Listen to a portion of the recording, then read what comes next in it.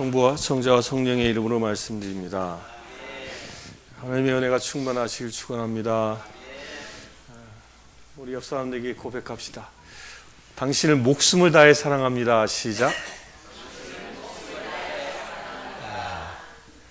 서로 목숨을 다해, 목숨을 바쳐 사랑하시길 축원합니다. 오늘은 가정주일입니다.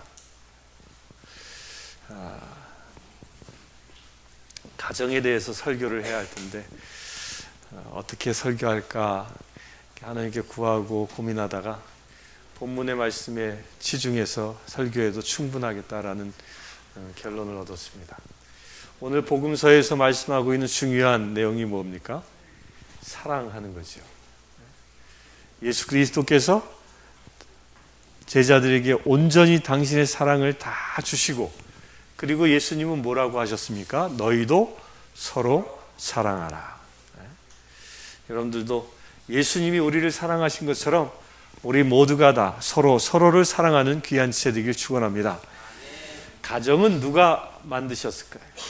누가 가정을 창조하셨죠? 두말할 것 없이 하나님께서 창조하셨죠? 처음에 하나님께서 아담을 창조하시고 그가 홀로 있는 것을 쓸쓸히 보여서 그의 배우자를, 하와를 창조해서 배우자를 짝을 지어주십니다. 그래서 하나의 가정으로 탄생하게 최초의 가정이었죠. 최초의 가정. 이 다른 동식물과 다른 창조 과정을 보여주고 있습니다. 다른 동식물들은 하나님께서 그냥 짝 한 쌍씩 창조했다라고만 표현하고 있는데, 우리 인간은 특별한 계획을 가지고 창조하십니다. 근데 이 특별한 계획을 가지고 창조하시는 과정을 보면요, 거기에 놀라운 하나님의 뜻이 숨어 있음을 발견합니다. 아담을 창조하시고 나서 아담에게 무엇을 하셨습니까? 당신의 일을 감당하도록 사역을 주셨죠. 세상에 당신이 창조하신 모든 것을 다스릴 수 있는 권세를 주시고 이름을 지어 붙이도록 사역을 하게 하셨습니다. 그리고 하와를 창조하는데, 하와를 어떻게 창조했습니까? 하와를 어떻게 창조했죠? 아담이 잠이 들었을 때 갈비뼈를 빼서 거기에 갈비뼈에 살을 붙이고 하와를 창조했습니다. 참 희한하지 않습니까? 다른 동물들은 그냥 말씀으로 한 쌍을 딱 창조하셨어요. 근데 인간만큼은 그냥 말씀으로 여자가 생겨라, 남자가 생겨라 이렇게 창조하지 않으시고, 남자를 손수, 진흙을 빚어 창조하신 이후에 여자는 어떻게 해요? 그 진흙에서 창조된 아담의 갈비뼈를 빼서 거기서 또 손수 창조하셨다는 겁니다. 그리하여 뭐예요? 하나님이 손수 창조한 남자와 여자가 만나게 해서 하나의 가정을 이루셨다는 겁니다. 이게 동물과 다른 겁니다. 우리 인간이 가정을 이루어서 한 가족을 이룬 것은요, 하나님의 특별한 손길에 그 손때가 묻어 있는 존재라는 것입니다. 그냥 말로만 창조되어진 것이 아니라 하나님의 그 섬세한 손길 하나하나가 묻어 있는 존재가 우리 가정이라는 것입니다. 그렇게 창조된 가정에 아담이 놀라운 고백을 합니다. 하와를 데려다가 하나님께서 이제 아담에게 인도해 주니까 아담이 뭐라고 합니까? 딱 보자마자 어떻게 해요? 내 살 중에 살이요, 내 뼈 중에 뼈로다. 이 말은 뭐예요?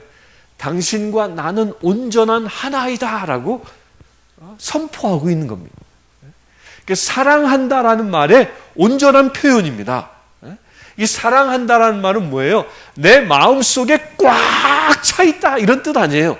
그걸 아담이 이렇게 표현한 거예요. 내 마음뿐만 아니라 내 몸뚱아리까지도 당신으로 꽉 차 있다. 또한 당신은 나로 꽉 차 있다. 이런 고백이 내 살 중에 살이요, 내 뼈 중에 뼈다라는 거예요. 이게 가족의 정체성을 이야기하고 있는 겁니다. 부부가 하나 되어졌다라는 그 정체성을 여기서 이야기하고 있는 겁니다.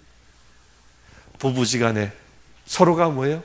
서로가 서로에게 고백하는 것은 살 중에 살이요, 뼈 중에 뼈요. 부모와 자식 간에 고백하는 것은 더더욱이 내 살 중에 살이요 뼈 중에 뼈라는 이 표현이, 이 고백이 가정 안에 이루어져야 한다는 것입니다. 그래서 가정은요, 가족이라는 이 말은, 가정 안에서 이루어진 이 가족이라는 말은 온전한 일체되어진 공동체인 것입니다. 여기에는 어떤 틈도 허락할 수 없는 것입니다. 사단이 이것을 알기에 어떻게 하죠? 사단은 가정을 깨려 합니다. 아담과 하와는 뭐를 가지고 깼어요? 뭘 가지고 깼죠? 선악과를 가지고 꼬디겨 가지고 깼잖아요. 꼬디겨가 깼어요. 근데 요즘 가정은 뭘로 깰까? 뭘로 가족 공동체를 깰 것 같아요? 돈으로 깬다? 뭐 그럴 수 있습니다. 돈으로도 깨집니다. 뭐 유산 상속 때문에 가족도 깨지고요. 뭐 여러 가지, 돈을 못 벌어오면 또 남편이 구박받고 뭐 그러죠. 돈으로도 깨질 수 있습니다. 그런데 제가 보기엔요, 요즘 이 시대에는요, 가족을 깨는, 가족의 그 일체성을 깨는 아주 무서운 사단의 병기가 있습니다. 그게 뭔지 아세요? 여기 계신 분들 다 가지고 있는 겁니다. 다. 한 사람도 예외 없이 다 가지고 있는 게 있습니다. 그게 뭐예요? 스마트폰이에요, 스마트폰. 이게 우리에게 엄청난 문명의 이기를 주지만요, 이게 가정 공동체를 깨는 데는 아주 필살기처럼 사단이 쓰는 무기가 됐습니다. 제가 습관적으로 저희 어머니하고 이제 점심 식사를 하는데 카톡이 왔어요.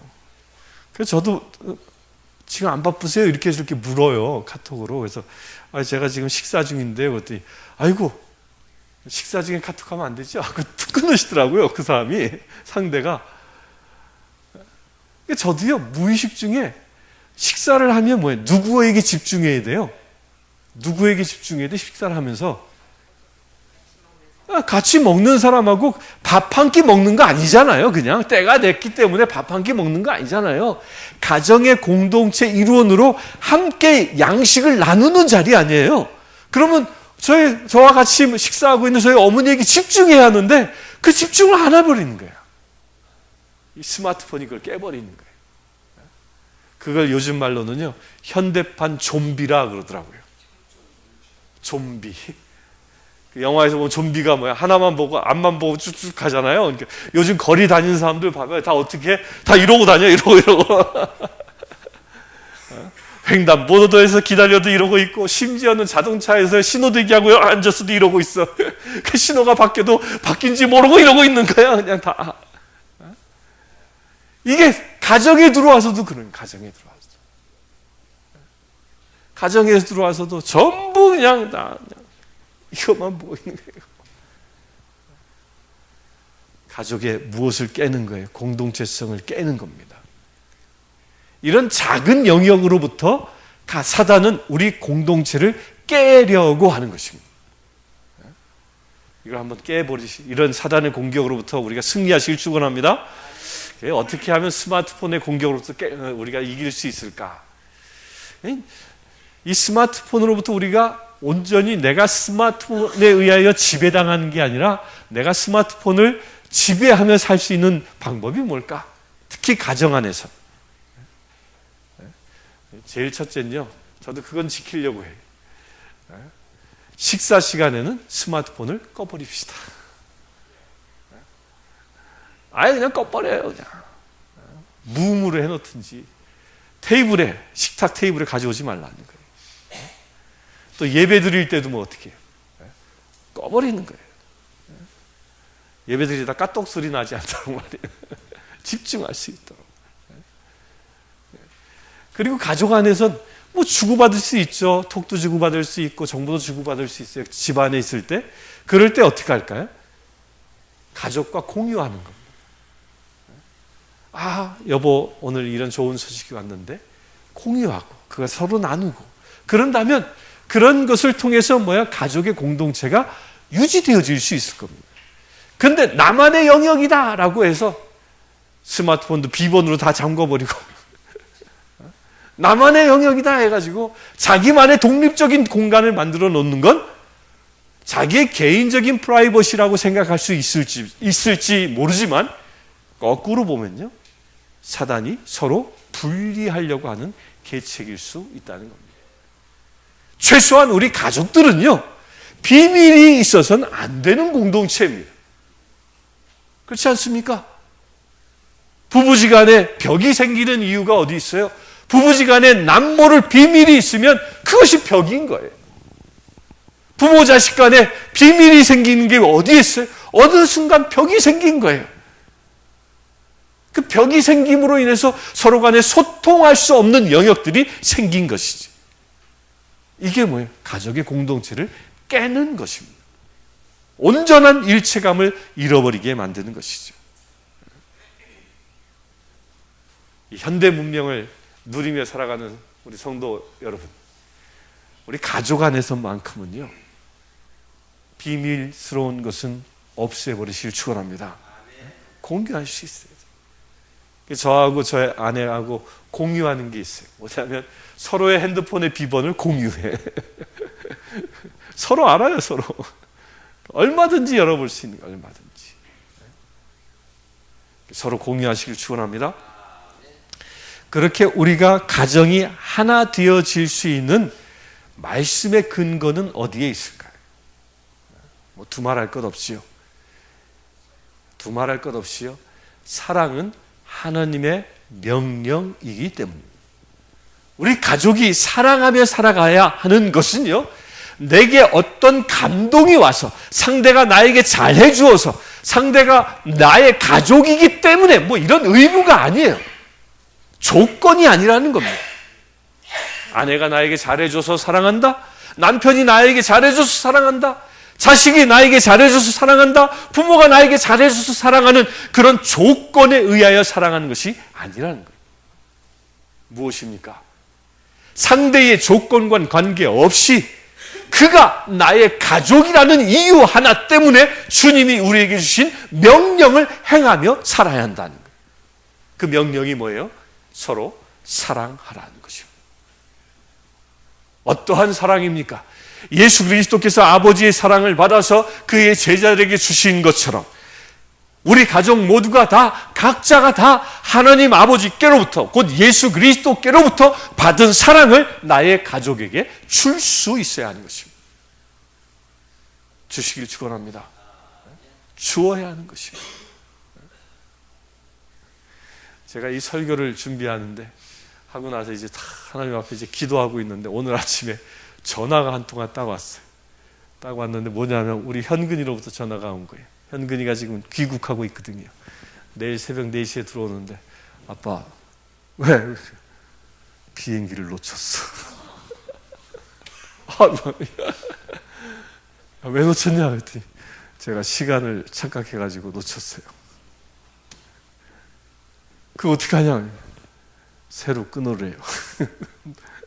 비행기표가 캔슬돼가지고 새로 끊어야 된다는 거야. 그 순간 막 부해가 확 나는 거야. 야, 이게 뭐 제주도 왕복 비행권도 아니고 말이야. 아, 그냥 팍 치밀어 오는 순간 저도 모르게 톤이 올라갔어요. 야! 다 그러고 나서 전화를 알았어. 새로 끊어서 와라. 그러고 딱 끊고 나니까 이야, 사단이 절묘하게 공격하는 거예요. 절묘하게.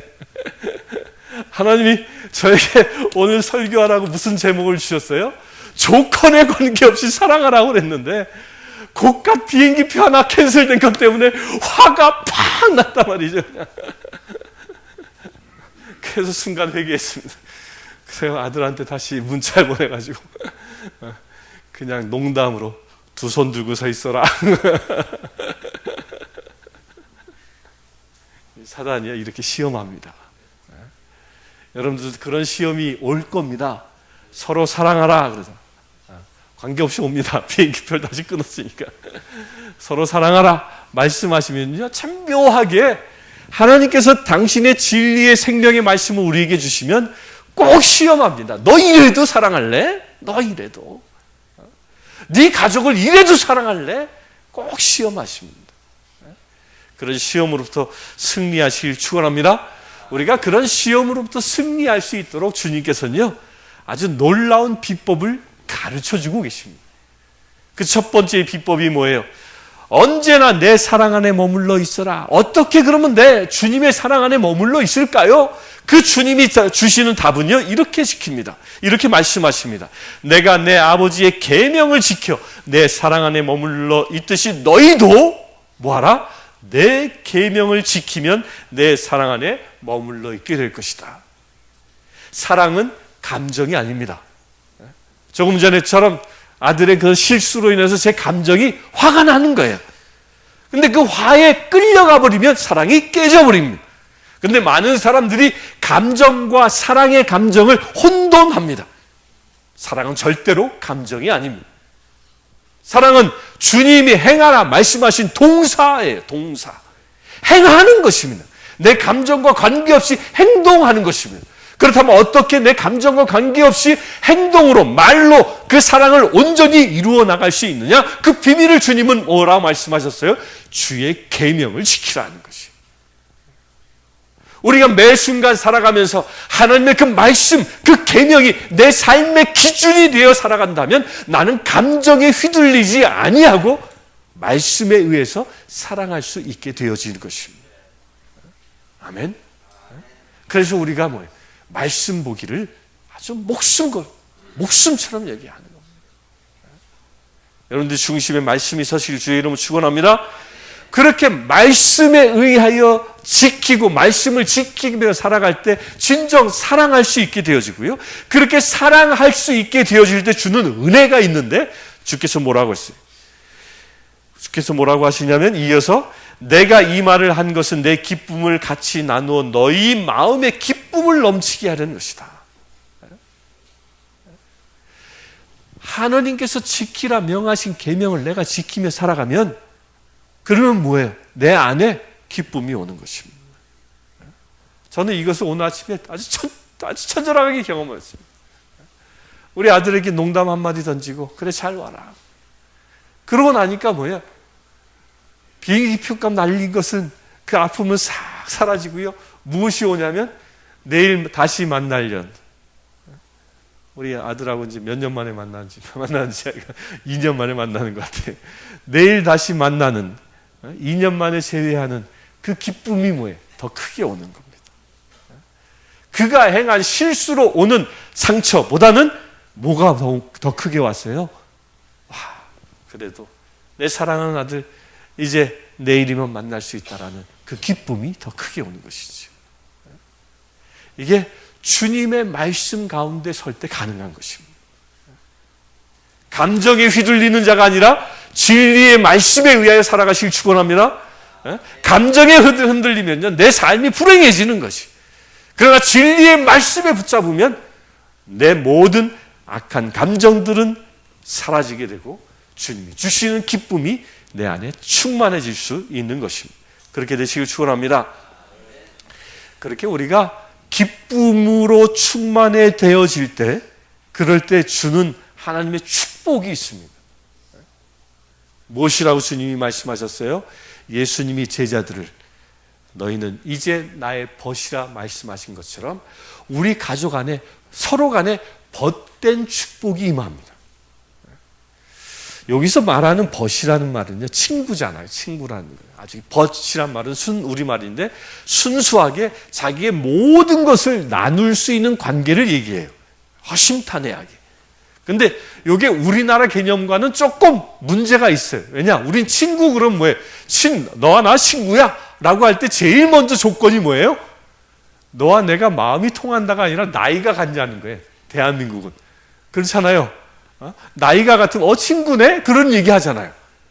근데 이 성경에서 말하고 있는 벗이라는 개념은요 나이의 조건이 아니에요. 나이의 조건이 아니라 무엇이냐면 너와 내가 마음이 서로 통하는 관계다라는 그런 뜻이에요. 그래서 이 기독교 문화권의 사람들은 당신 내 친구야 라는 말은요 어떻게도 가능하냐면 할아버지가 동네 꼬마를 보고도 그런 얘기를 하는 거예요. 할아버지가 동네 꼬마하고 매일 만나서 장난도 치고 그래. 그러면 그 할아버지가 그 꼬마한테 뭐라고 얘기해? 내 친구야. 또 그 꼬마도 그 할아버지를 소개할 때 뭐야? 아빠, 내 친구야. 이렇게 소개하는 거예요. 그게 무엇이? 마음을 주고받는 관계라는 것이. 우리가 서로 기쁨으로 충만하고 하나님의 말씀을 지키고 하나님의 사랑으로 충만해져 있으면 우리 모든 가족들이 어떤 관계가 되는 거예요? 남편과 아내가 벗된 관계 되어지는 것이고 아비와 자식이 벗된 관계가 되어지는 것이고 이 기독교적인 가정관이라는 것이 우리나라 사람들이 가지고 있는 가부장적 가정관하고는 좀 다른 얘기인 것입니다.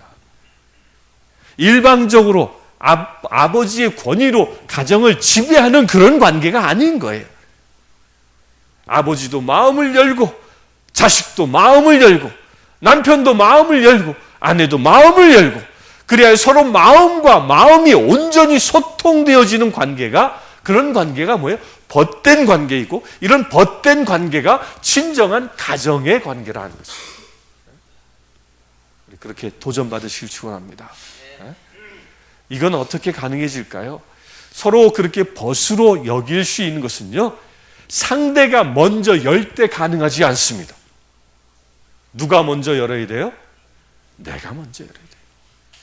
하나님께서 예수 그리스도에게 당신의 사랑의 마음을 열어주시고 예수님께서 당신의 마음을 제자들에게 먼저 열어주셨을 때 또한 예수께서 제자들에게 너희는 나의 벗이라고 먼저 그들을 맞아들여 주셨을 때 이 관계가 이루어진 것처럼 내가 먼저 열어야 하는 것입니다. 상대의 조건과 상황에 관계없이 내가 먼저 여는 것입니다. 먼저 여시길 축원합니다. 우리 옆 사람들에게 고백합시다. 내 마음을 열어 당신을 벗으로 초청합니다. 시작. 내 마음을 열어 벗으로. 그렇게 우리가 마음이 서로 소통되어지고 마음을 열어 서로 벗된 관계된 가정이 되어질 때요. 어떤 은혜가 임하냐면 오늘 예수님이 뭐라고 열매 맺는 가정 된다 그랬습니다. 예수님이 뭐라고 그랬어요? 너희가 나를 택한 것이 아니라 내가 너희를 택하여 내세운 것이다. 이게 중요해요. 상대가 나를 택해서 내 마음을 열게 하는 게 아니에요. 누가 열게 하는 거라고요? 누가? 내가 열어 택하는 것입니다. 그렇게 내가 택하여 열면은 너희는 세상에 나가 언제까지나 썩지 않을 열매를 맺어라. 그리하여 서로 예수님이 마음을 열어 제자와 더불어 소통되어져 있는 관계가 되어졌을 때 그럴 때 뭐예요? 열매 맺는 자가 되어진다는 것입니다. 여러분들 가정이 세상에서 귀한 생명의 열매 맺는 가정 되시길 축원합니다. 그렇게 내 가정을 통하여 생명의 열매가 맺을 수 있는 비밀이 어디에 있냐? 그게 어디 있어요? 서로가 벗된 관계 되어질 때 좋은 열매가 맺는 것이 좋은 열매가. 우리 사랑하는 성도님들, 여러분들의 가정을 통해서 하나님은 생명의 열매를 맺기를 원하십니다. 생명의 열매를 맺으시길 축원합니다. 그렇게 생명의 열매를 맺는 가정, 그게 어떻게 가능해져요? 우리 가정을 보면 사람들이 바로 이처럼 서로 소통되어지고 온전한 벗된 가정이 되어진 그런 가족을 내 친구 가정이 바라보면 뭐예요? 도전받지 않겠습니까? 나의 이웃이 바라보면 도전받는 것이. 그것이 바로 열매 맺는 과정인 것이죠. 풍성한 열매를 맺는 과정. 이렇게 풍성한 열매를 맺는 가정이 하늘나라에 받을 상급이 큰 것입니다. 그런 상급을 차지하시길 축원합니다. 이런 풍성한 열매를 맺는 가정에게 하나님께서 놀라운 축복을 주신다고 오늘 말씀은 이어 얘기합니다. 무슨 축복을 주실까요? 그러면 아버지께서는 너희가 내 이름으로 구하는 것을 다 들어주실 것이다. 와, 놀랍지 않습니까? 아버지께서는, 여기 전제가 있어요. 뭐라? 그러면 우리가 서로 사랑하고 계명을 지키고 또한 기쁨 가운데 있으며 서로 벗으로 모든 가족이 서로 벗된 관계로서 소통하고 열매 맺는 가정이 되어져 있으면, 그러면 뭐예요? 바로 그 가족이 모여 예배하고 기도하면 그 기도의 소리에 누가 응답해 주신다고요? 누가 응답해 주셔요? 아버지 하나님께서 기도 응답을 받는 것입니다. 여러분들 가정에 문제가 있습니까? 기도에도 응답받지 못합니까? 그렇다면 한번 살펴보십시오. 우리 가족이 온 마음을 다하여, 온 힘을 다하여, 마음을 합하여 기도하고 있는가? 아니면 마누라 따로, 남편 따로 기도하고 있는가? 서로 다른 욕심을 가지고, 서로 다른 뜻을 가지고 기도하고 있는가? 한번 점검해 보라는 것입니다. 기도의 응답이 이루어지지 않고 있다면 분명 그것은 다른 마음, 다른 뜻을 가지고 서로 다른 기도를 하고 있기 때문인 것입니다. 그러나 온 가족이 한 마음 되어서 일치된 마음으로 온 힘을 다하여 서로 협력하여 기도하고 있다면 하나님께서는 분명히 그 기도에 응답해 주실 것입니다. 우리 그리스도인들의 가정에게 주신 축복입니다. 기도의 응답이 넘쳐나는 축복입니다.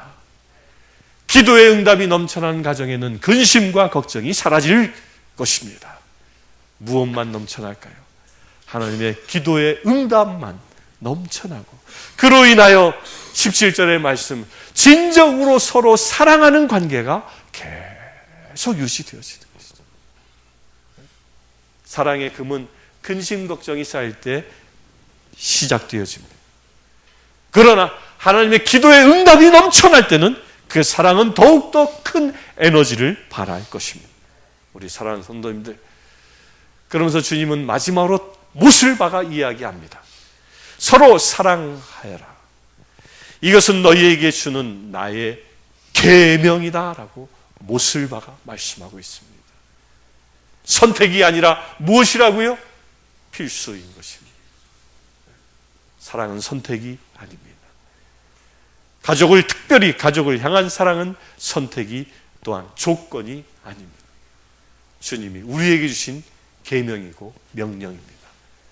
이 가정의 달에 진정 여러분들의 가정 모두가 다 하나님이 원하시는 참 가정으로, 하나님이 원하시는 행복한 가정으로 다시 거듭나시기를 주의 이름으로 축원합니다. 성부와 성자와 성령의 이름으로 말씀드렸습니다.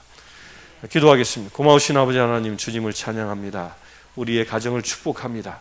오늘 주신 말씀대로 서로 사랑하며 열매 맺으며 기도하며 주님께 영광 돌리는 거룩한 가정 되게 하여 주시옵소서. 예수 그리스도의 이름으로 기도드리옵나이다. 아멘.